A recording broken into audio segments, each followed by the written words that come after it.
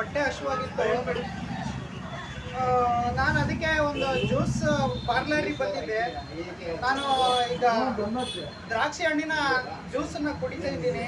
ದ್ರಾಕ್ಷಿ ಹಣ್ಣಿನ ಜ್ಯೂಸಿಂದ ಏನೇನು ನಮ್ಮ ದೇಹಕ್ಕೆ ಬೆನಿಫಿಟ್ ಆಗುತ್ತೆ ಅಂತ ನಾನು ನಿಮಗೆ ತೋರಿಸ್ಕೊಡ್ತೀನಿ. ದ್ರಾಕ್ಷಿ ಹಣ್ಣಿನಲ್ಲಿ ಯಥೇಚ್ಛವಾಗಿ ವಿಟಮಿನ್ ಎ, ಆಮೇಲೆ ವಿಟಮಿನ್ ಸಿ ಇರುತ್ತೆ, ಪೊಟ್ಯಾಷಿಯಂ, ಕಬ್ಬಿಣ, ಈ ಥರ ನಮ್ಮ ದೇಹ ಆರೋಗ್ಯಕ್ಕೆ ಬೇಕಾಗಿರ್ತಕ್ಕಂಥ ಬೆನಿಫಿಟ್ಸ್ ಎಲ್ಲ ಸಿಗುತ್ತೆ ಗೆಳೆಯರೆ. ಆಮೇಲೆ ಇನ್ನೊಂದು ಒಂದು ಮಾತು ಹೇಳಿದ್ದಾರೆ, ಹಸಿದು ಹಣ್ಣು ತಿನ್ನಬೇಕು, ಹಣ್ಣಿನ ಜ್ಯೂಸ್ ಕುಡಿಬೇಕು ಅಂತ. ನನ್ನ ಕೈಯಲ್ಲಿ ದ್ರಾಕ್ಷಿ ಹಣ್ಣಿನ ಜ್ಯೂಸ್ ಇದೆ ಗೆಳೆಯರೆ. ದ್ರಾಕ್ಷಿ ಹಣ್ಣಿನ ಜ್ಯೂಸ್ ಬಗ್ಗೆ ನಾನು ನಿಮಗೆ ಹೇಳ್ಬೇಕು ಅಂತ ಆಸೆ ಅನ್ನಿಸ್ತು. ಕುಡಿತಾ ಇದ್ದೆ, ನೆನಪಾಯ್ತು ಗೆಳೆಯರೆ, ಹಾಗಾಗಿ ನಾನು ಈ ವಿಡಿಯೋ ಮಾಡಿದೆ. ನಿಮಗೆ ಗೊತ್ತಾ,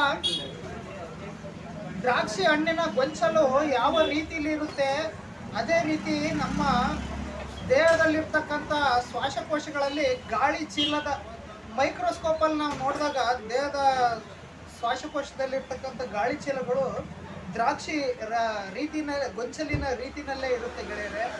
ಹಾಗಾಗಿ ನಮ್ಮ ದೇಹಾರೋಗ್ಯಕ್ಕೆ ಯಾವ ರೀತಿಯ ಅಂಗಗಳು ಇರ್ತದೆ, ಆ ರೀತಿಯ ಅಂಗಗಳು ಇರ್ತಕ್ಕಂಥ ಹಣ್ಣನ್ನು ಸೇವನೆ ಮಾಡಿದರೆ ತುಂಬ ಒಳ್ಳೆಯದು. ನಾನು ಲಾಸ್ಟ್ ವಿಡಿಯೋದಲ್ಲಿ ಕೂಡ ಹೇಳಿದ್ದೆ. Thank you. ತುಂಬ ಚೆನ್ನಾಗಿದೆ ಗೆಳೆಯರೆ. Thank you.